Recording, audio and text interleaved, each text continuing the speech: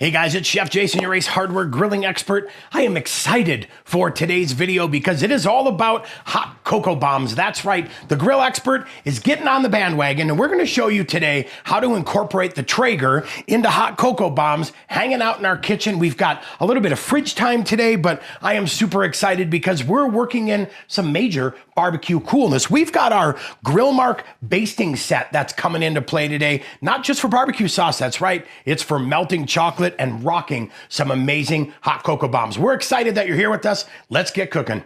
Okay, let's talk a little bit about ingredients today. We're starting off with the Grill Mark basting pot. So now I'm bridging the gap, right? I'm taking the barbecue world into the cocoa bomb world. So that basting set's great because it's gonna give us that vessel to melt chocolate. We've got that great silicone brush to baste our silicone molds. I went with half round molds or half dome molds. We're gonna paint the insides of each, pop them in the fridge, pop them out, fill them up with some beautiful stuff. Milk chocolate, we're gonna use that for one half of the dome. White chocolate, we're gonna use for the other half of the dome.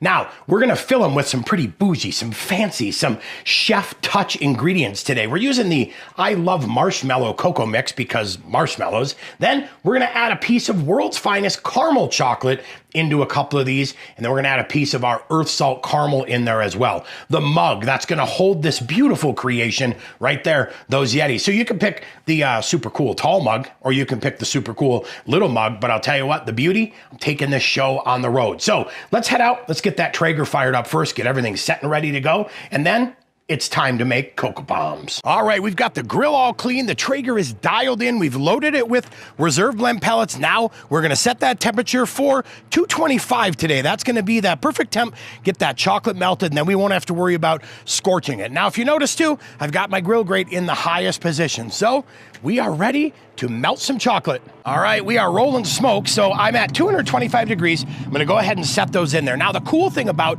that chocolate is 225 is gonna be just a nice, easy, mellow temperature. It's really gonna melt this chocolate nice and slow. We're gonna close the lid, let these go for about 7 minutes, then we'll come back, check on them, and probably give them a good stir and see where we're at. There you have it, 7 minutes in, and I guess what I'm doing, I'm just looking for this to start to melt. So you see how it's about 50% melted? I want this to be about 75%, and then that residual heat should melt everything up quite nicely.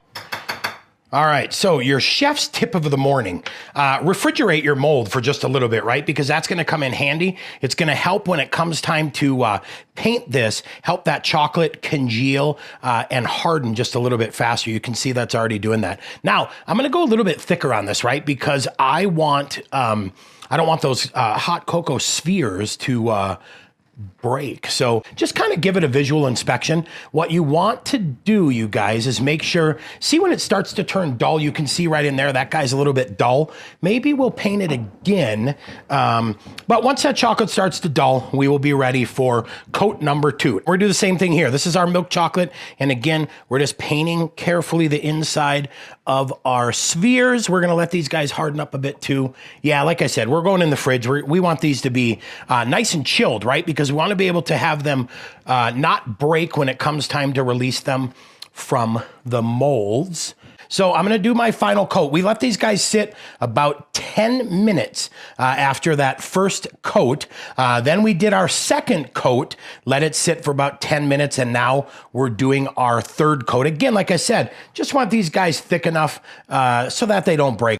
It's unmolding time. You can see we already got one of these out. I just want to show you this real quick because this takes a little bit of time and effort, and you definitely want to make sure that we go slow because the last thing we want to do is break those amazing spheres of chocolate that we spent all that time doing. So what I will do is carefully push up from the bottom and just get that loosened, right? And all we're trying to do is get that sphere to basically pop right out of the silicone mold. Now that we've got them unmolded, we're gonna go ahead and get that hot cocoa mix in. That's the last part. And this is basically one package of hot cocoa, or what's going to do 8 ounces of milk. Now, check it out.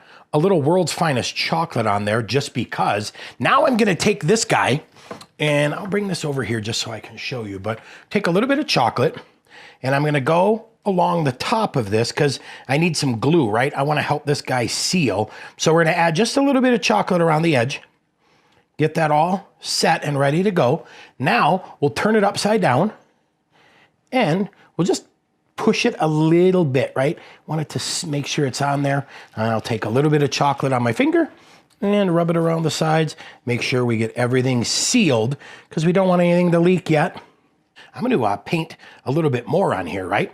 And get that all set and ready to go, just like that. But then I've got these cool little sprinkles. So now I'm going to seal the gap and make it look beautiful by covering it up with these guys. Now that looks like it was meant to be. Then I'll put a couple on the top just because, and life is pretty good. It's the moment you've been waiting for. Let's go ahead and carefully, we're going to lower that hot cocoa bomb down into our cup like so.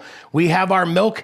We brought our milk to a boil. Now, couple cool things. You can do it on the stove or you can do it in your Traeger, but let's go ahead and get that poured in there. Oh, it's melting, it's melting, it's melting.